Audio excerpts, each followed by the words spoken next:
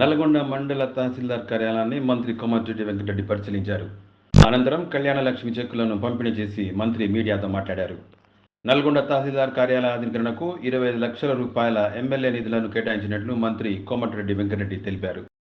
Sanction అయ్యే విధంగా చర్యలు చేపడుతున్నాం. అందుకే అధికారులకు సూచిస్తున్నాం. మీ దగ్గర ఎప్పుడు ఆలస్యమైన వెంటనే నా దృష్టికి తీసుకురావాలని చెప్పి కూడా వారికి చెప్తూ త్వరలోనే ఈ నల్గొండ ఎంఆర్ఓ ఆఫీస్ని టౌన్ మండలం కూడా చాలా పెద్ద మండలం రీఆర్గనైజేషన్ అయిన తర్వాత నల్గొండ మండలం పెద్ద మండలం అని జరిగింది. తిప్పర్తి కనగల్లి మండలాలు కూడా కొన్ని గ్రామాలు కలవడం జరిగింది. అందుకని ఇక్కడ ఎంఆర్ఓ గారికి కానీ స్టాఫ్ గారి వర్క్ లోడ్ ఉంటుంది. టౌన్ కూడా పెద్దదే కాబట్టి త్వరలోనే ఇప్పుడే కలెక్టర్ గారికి ఆదేశాలు ఇవ్వడం జరిగింది. ప్రపోజల్ పంపించమని కొత్త నల్గొండకు సపరేట్గా ఎంఆర్ఓ ఆఫీస్ కూడా త్వరలోనే ముఖ్యమంత్రి గారికి చెప్పి చీఫ్ సెక్రటరీ గారికి ఆదేశాలు ఇచ్చి దాన్ని ఎంఆర్ఓ ఆఫీస్ కూడా శాంక్షన్ చేపిస్తూ ఇంకా కూడా రైతుల ధరణికి సంబంధించి అప్లికేషన్ దాదాపు 1400 నుండి 1100 వరకు క్లియర్ అయినాయి. 320 చిల్లర వాటి కూడా వేగవంతంగా క్లియర్ చేయాలని ఎంఆర్ఓ గారికి చెప్పడం జరిగింది. ఇన్ఛార్జ్ ఆర్డీఓ గారికి ఏది ఉన్నా సరే పబ్లిక్ కూడా చెప్తున్నాం. ఎక్కడైనా ఆఫీసులో ఇబ్బంది పెట్టినా మా దృష్టికి తీసుకురావాలి. మీరు ఎనీ టైం ఎవరైనా వాట్సాప్లో కానీ ఫోన్లో కానీ మెసేజ్ పెట్టవచ్చు.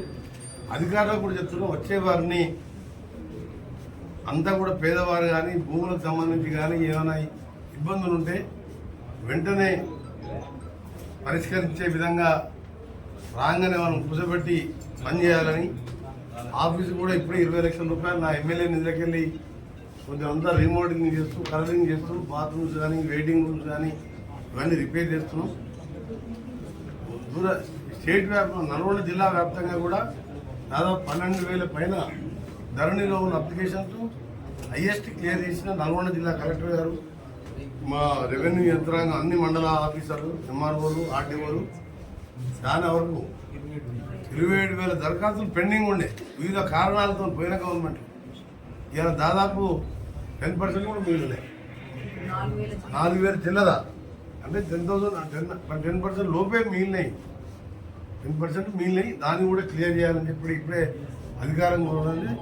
తెలంగాణలో అన్ని జిల్లాల కంటే ఎక్కువ క్లియరెన్స్ మన దగ్గర చేయడం జరిగింది. దాంతోపాటు ధరణి పేరు మీద భూమాత కూడా తీసుకొచ్చి రాష్ట్రంలో మా రెవెన్యూ మినిస్టర్ కానీ సీఎం గారు కానీ ధరణి పేరు మీద ఎన్నో ఇబ్బందులు జరిగినాయి.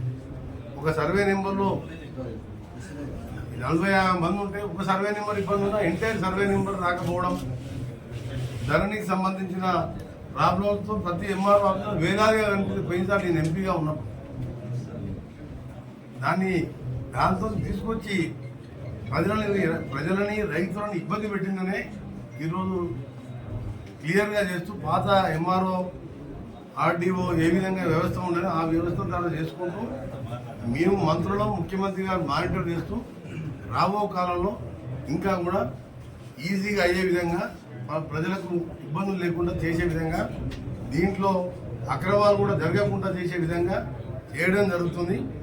ధరణి పేరు మీద ఏం జరిగినా మీ అందరికీ తెలుసు. దాని ప్లేస్నే భూమాత తీసుకొచ్చి ఇంకా రాబో కాలంలో ఈజీగా రెవెన్యూ సమస్యలు కానీ రెవెన్యూ యంత్రాంగ ఆఫీసు పోయినప్పుడు వారికి మిగిలిపోయిన సమస్యలు కానీ కబ్జా అయిన ల్యాండ్స్ కానీ ఇవన్నీ కూడా అన్ని పరిష్కారం చేయడం జరుగుతుంది.